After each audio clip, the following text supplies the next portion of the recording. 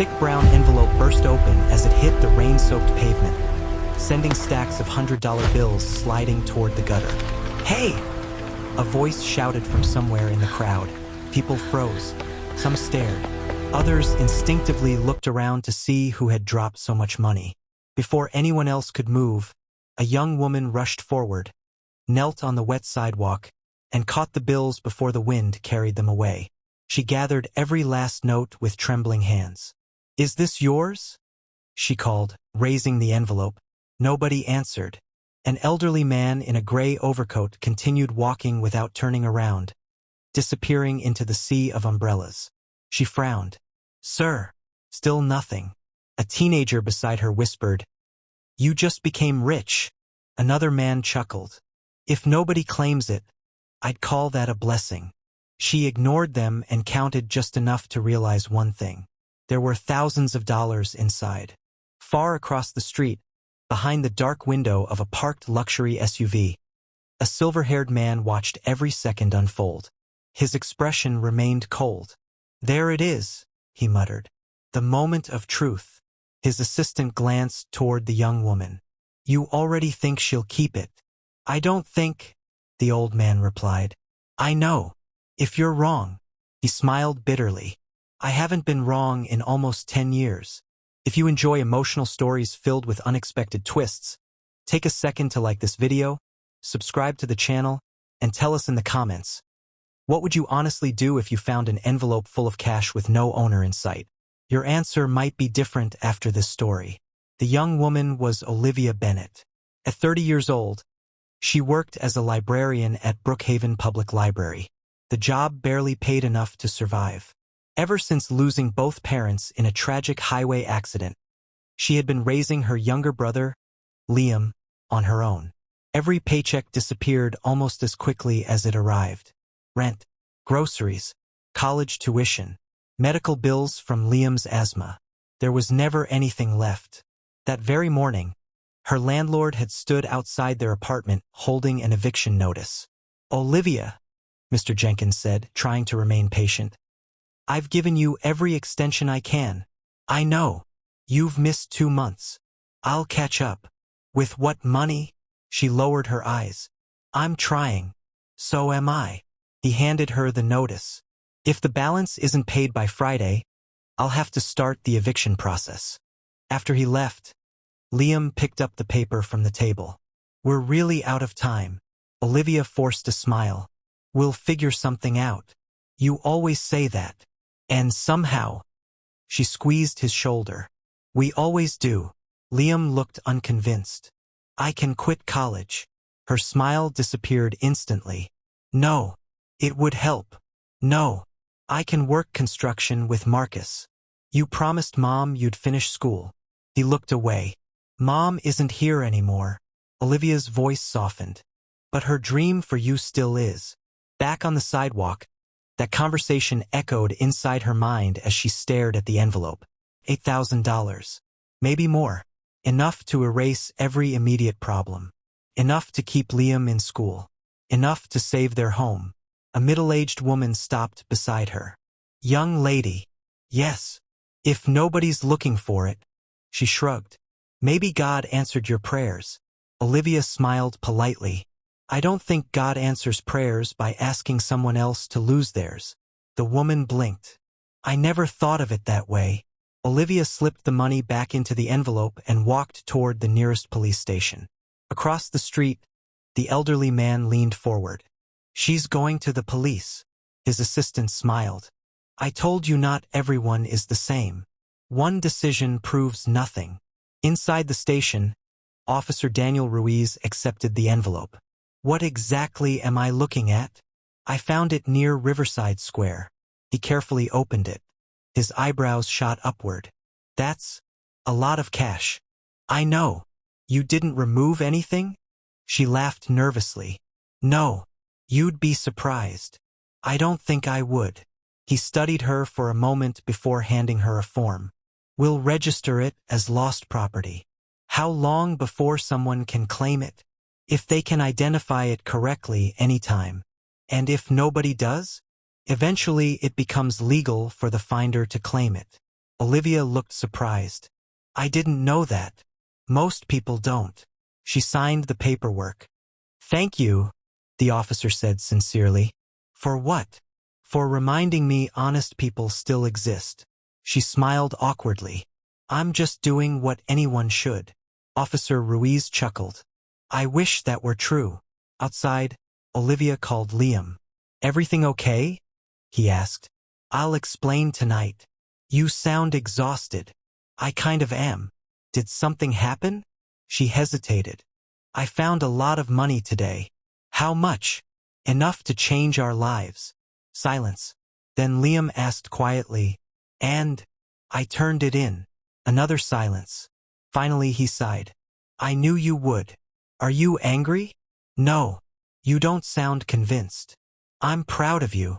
But I also hate that doing the right thing is so expensive. Olivia closed her eyes. So do I. Back inside the SUV, the elderly man remained unusually quiet. His assistant finally spoke. So what?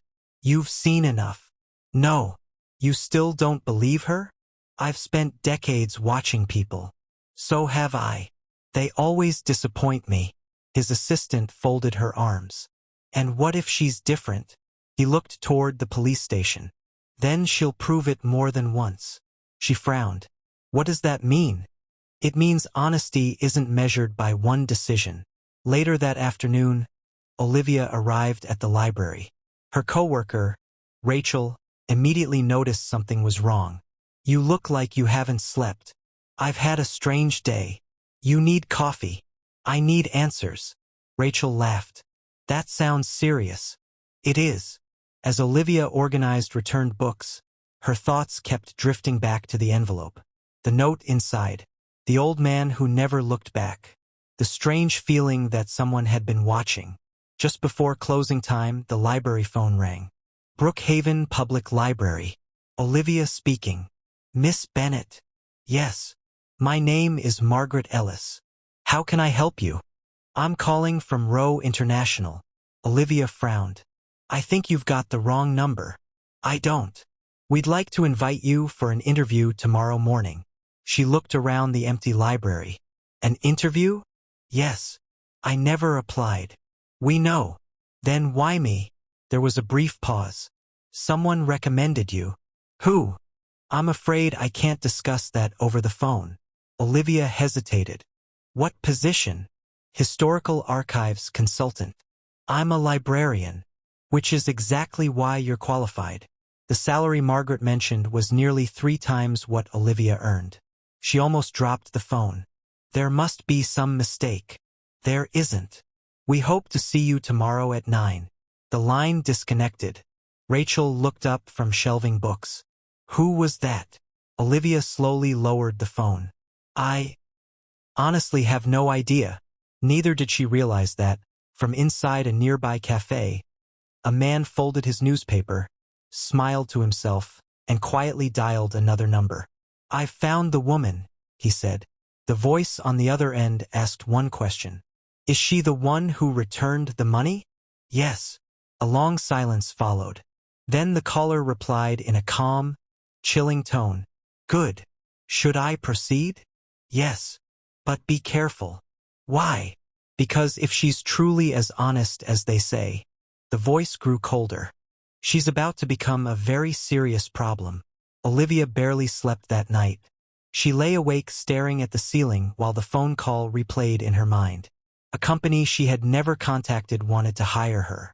The salary sounded unreal. The timing felt even stranger. At breakfast, Liam noticed the dark circles under her eyes. You were thinking about the interview. She nodded. It doesn't make sense. Maybe someone really recommended you. Who? I don't know. She smiled faintly. Neither do I. Liam reached across the table. Go. What if it's a scam? Then you'll find out. And if it isn't? He grinned. Then maybe life is finally giving you a break. She laughed. Life and I don't usually have that kind of relationship. An hour later, Olivia stepped into the gleaming lobby of Rowe International. Everything about the building felt expensive. The marble floors reflected the morning sunlight. Employees moved confidently through the lobby, each seeming to know exactly where they were going. Olivia suddenly felt underdressed. A woman with silver hair approached her with a warm smile. "You must be Olivia Bennett." "Yes, I'm Margaret Ellis, the one who called." Margaret nodded. "I'm glad you came." She led Olivia into a private elevator. There were no numbered buttons, only a security scanner. "This floor is restricted," Margaret explained. The elevator doors opened into a quiet executive office overlooking the harbor. An elderly man stood by the window with his hands behind his back. Without turning around, he spoke. "Miss Bennett." "Mr. Rowe." He turned and smiled politely. "Thank you for accepting my invitation." Olivia extended her hand. "It's nice to meet you." Nathaniel shook it. "I've heard remarkable things about you." She blinked. "I don't know who could have told you anything. I make it my business to know the people I hire." He gestured toward a chair. "Please." After a brief conversation about her experience as a librarian, Nathaniel slid a folder across the desk. "We recently discovered thousands of historical company records stored without proper organization." Olivia opened the folder. "You want me to catalog them?" "If you're willing." "The salary listed here." She looked up in disbelief. "Is almost 3 times what I make now." Nathaniel nodded. "I believe good work deserves good pay." Olivia hesitated. "I don't understand why you chose me." He answered calmly. "Because character matters as much as qualifications." For a split second, she felt something strange in his tone, almost personal. Still, she accepted the offer. As she left, Margaret remained behind. She looked at Nathaniel. "You still haven't told her." "There'll be time." "Will there?" Nathaniel stared out the window. "I need to be certain first." Margaret sighed. "You're testing her again." "I'm observing. Call it whatever you want. It's still a test." Nathaniel didn't argue, because deep down, he knew she was right. The archives occupied an entire floor beneath the executive offices. Dust-covered shelves stretched farther than Olivia expected. Old contracts, shipping records, employee files, handwritten journals dating back nearly 70 years. For the first time in months, she felt excited about work. By the 3rd day, she'd already developed a better filing system than the company had used in decades. Margaret stopped by during lunch. "How are you settling in?" "I love it. I'm glad." Olivia smiled. "I've never seen so much history in one place." Margaret laughed. "Neither have most employees." Their conversation was interrupted when a sharply dressed man entered the archive room. He carried himself with effortless confidence. "Margaret." She nodded politely. "Daniel." He turned toward Olivia. "You must be our famous librarian." She smiled.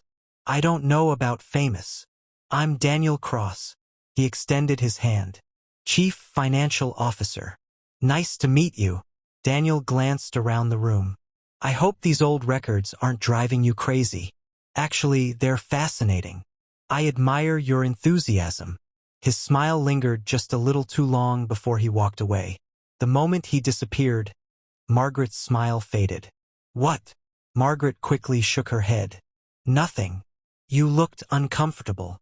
"I've worked here long enough to trust my instincts." "And just be careful who you trust."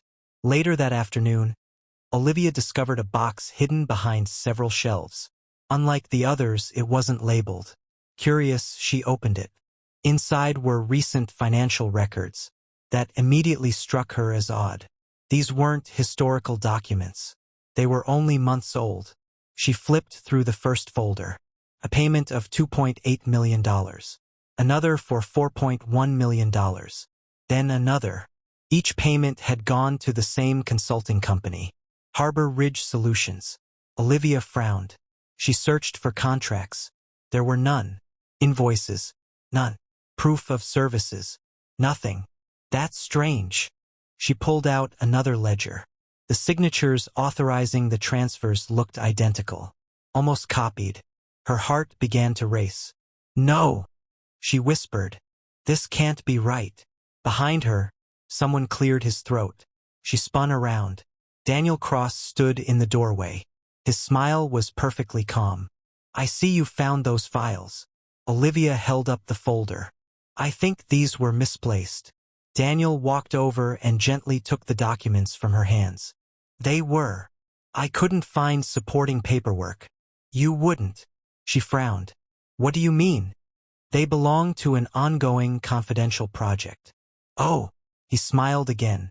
Nothing for you to worry about. He placed the folders back into the box. I appreciate your professionalism. I'm only trying to organize everything. I know. His eyes met hers. And I appreciate people who mind their responsibilities. The words sounded polite, but something underneath them felt like a warning. That evening, Olivia couldn't stop thinking about those files. She knocked on Margaret's office door. Do you have a minute? Always. Olivia closed the door behind her. I found something unusual. Margaret's expression changed instantly. What? Olivia described the payments. Margaret remained silent until she finished. Then she quietly asked, Did anyone else see you? Daniel. Margaret inhaled slowly. What did he say? That it was confidential. Margaret walked to the office window. When she finally spoke, her voice was barely above a whisper. If you find anything like that again. She turned back toward Olivia. Come directly to me. Is something wrong? I hope not. Margaret. She hesitated. I can't explain yet. Why? Because if I'm wrong, I'll destroy innocent people. And if you're right? Margaret looked her straight in the eyes. Then someone inside this company has stolen millions. Olivia's stomach tightened. Shouldn't we tell Mr. Rowe? I will. Tonight. Margaret nodded. I promise. Unknown to both women, Daniel stood outside the office door just long enough to hear one sentence. Someone inside this company has stolen millions. His jaw tightened. He quietly walked away without making a sound. Minutes later, he entered the underground parking garage and climbed into the back seat of a waiting black sedan. A man wearing leather gloves looked up from his phone. Well, Daniel's calm expression was gone. She found the financial records. The man frowned. Did she understand them? I think she's starting to. Does Nathaniel know? Not yet. Silence filled the car.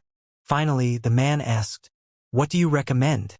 Daniel looked through the windshield. We have two options. I'm listening. We either convince her to stay quiet. He paused. Or make sure nobody believes a word she says. The man smiled slowly. I was hoping you'd say that. At that exact moment, Olivia walked out of the building completely unaware that two men were already planning to destroy her reputation before she could expose the truth. Olivia had barely reached her apartment when her phone vibrated. It was Margaret. Olivia, where are you? I'm home. Good. Margaret sounded nervous. Don't come back to the office tonight. Olivia frowned. Why? I just spoke with Mr. Rowe. And he wants to meet with you first thing tomorrow morning. Is something wrong? I honestly don't know. The call ended before Olivia could ask another question. Liam looked up from his textbooks. You look worried. I think I accidentally found something I wasn't supposed to. What kind of something? I'm not even sure. She sat beside him and explained everything. The mysterious payments, Daniel's reaction, and Margaret's warning. Liam listened quietly. When she finished, he asked, Do you trust your instincts? Usually. Then don't ignore them now. The next morning, Olivia arrived at Rowe International earlier than usual. She noticed something immediately. People were staring at her, whispering. Two employees stopped talking the moment she walked by. Her stomach tightened. Margaret hurried toward her. You need to come with me. What happened? Someone reported confidential company files missing. Olivia froze. What? They're saying you took them. Her face turned pale. That's impossible. I know. I never took anything. I believe you. Before they reached Nathaniel's office, Daniel stepped into the hallway. His expression was calm, professional. Miss Bennett. She stopped. Yes. I'm afraid company security needs to speak with you. What for? A routine investigation. Olivia stared at him in disbelief. Are you accusing me? I'm simply following procedure. Margaret stepped forward. Daniel, enough. He looked at her. If she has nothing to hide, this will be over quickly. Nathaniel's office door opened. His voice echoed through the hallway. Everyone inside. The room fell silent as the four of them entered. Nathaniel looked from one face to another. I've been informed that confidential financial records disappeared yesterday. Daniel nodded. Unfortunately, yes. Nathaniel turned to Olivia. Did you remove any company documents from this building? No. Did you photograph them? No. Did you share them with anyone? No. Daniel folded his arms. Security footage shows Miss Bennett carrying a storage box after work. Olivia's eyes widened. I carried an empty archive box to the recycling room. The footage doesn't prove that. It also doesn't prove I stole anything. Nathaniel remained silent. Then he pressed a button on his desk. Send Officer Ruiz in. The office door opened. Olivia recognized the police officer from the station. He smiled politely. Good morning, Miss Bennett. Daniel frowned. Why is a police officer here? Nathaniel leaned back in his chair. Because I asked him to assist with something. Daniel's confidence faltered. Officer Ruiz placed a small evidence bag on the desk. Inside was a tiny wireless storage device. It was recovered from an employee parking space this morning. Daniel glanced at it briefly before looking away. Nathaniel noticed. Officer Ruiz continued.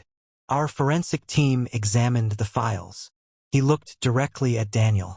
They contain complete copies of the missing financial records. Daniel forced a laugh. And the device belongs to you. Silence. Daniel's face lost its color. That's ridiculous. Officer Ruiz slid another document across the desk. Your fingerprints. Another page. Your employee login. Another. Security footage showing you hiding the device beneath your vehicle after midnight. Margaret slowly closed her eyes. Nathaniel never looked away from Daniel. I gave you 22 years of trust. Daniel swallowed. You don't understand. Then explain. Daniel's shoulders dropped. It wasn't supposed to become this big. Nathaniel's voice hardened. How much? No answer. Nathaniel repeated himself. How much did you steal? Daniel whispered. $38 million. Margaret gasped. Olivia covered her mouth. Nathaniel simply closed his eyes. For how long? 7 years. You forged contracts. Yes. You created fake consulting companies. Yes. You blamed an innocent woman. Daniel couldn't meet his eyes. Yes. Nathaniel stood. For the first time, genuine disappointment replaced anger. I trusted you. Daniel looked up. I know. I defended you. I know. I called you family. Daniel lowered his head. I'm sorry. Nathaniel shook his head slowly. No. Please. You're sorry because you were caught. Security officers entered the office. Daniel didn't resist. As they escorted him away, he stopped in front of Olivia. I really was going to make sure nobody believed you. She looked at him quietly. Why? Because people like you. He laughed bitterly. Make people like me nervous. He disappeared through the door. The office remained silent. Nathaniel walked toward the window. For several moments, nobody spoke. Finally, he turned to Olivia. There is something you deserve to know. She waited. The envelope. Her eyebrows lifted. What about it? I dropped it. Her eyes widened. What? It wasn't an accident. You tested me? Nathaniel nodded. For years. I've left money in public places. Olivia stared at him in disbelief.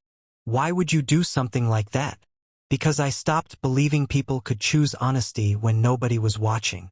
And if I'd kept the money, I never would have met you. She looked away. So this job. I offered it because you returned the envelope. Olivia's expression hardened. So I was an experiment. Nathaniel didn't defend himself. Yes. Margaret quietly left the office, giving them privacy. Olivia took a slow breath. Do you know what hurts the most? Nathaniel remained silent. You never trusted me. I didn't know you. You didn't even give me the chance. He nodded. You're right. She looked at him with tears forming in her eyes. Honesty isn't something you prove once. No, it's something you choose every day. Nathaniel felt the weight of those words. I spent years looking for evidence that humanity was broken. And because of that, Olivia said softly, you stopped looking for the people who were quietly doing the right thing. For the first time in many years, Nathaniel felt ashamed. Weeks passed. Daniel Cross pleaded guilty to fraud, embezzlement, and conspiracy. Most of the stolen money was recovered. Rowe International introduced new financial safeguards and independent audits. Nathaniel asked Olivia to become Director of Corporate Ethics and Historical Affairs. She laughed when he first offered it. I'm a librarian. He smiled. You're also the most trustworthy person I've ever met. She accepted, not because of the salary, but because she believed a company could change if the people leading it were willing to change first. 6 months later, Nathaniel walked through Riverside Square alone. He carried another brown envelope. He stopped, looked at it, then smiled to himself. Instead of placing it on a bench, he walked into a nearby community center. A teacher looked up in surprise. Can I help you? I hope so. He handed her the envelope. What's this? A donation. For what? He smiled warmly. For people who choose to do the right thing, even when no one is watching. As he walked away, he passed a little boy chasing after an elderly woman. Ma'am, the child called. You dropped your wallet. The woman turned around in surprise. My goodness. Thank you. The boy handed it back with a huge smile before running off to join his friends. Nathaniel watched quietly. No cameras. No hidden observers. No test. Just an ordinary act of honesty. He smiled. Maybe the world had never been as broken as he believed. Maybe he had simply stopped noticing the good. If this story touched your heart, don't forget to like this video, subscribe to the channel, and share your thoughts in the comments. Tell us honestly, if you had found that envelope full of cash, what would you have done? Sometimes the greatest wealth isn't the money we keep. It's the integrity we refuse to lose.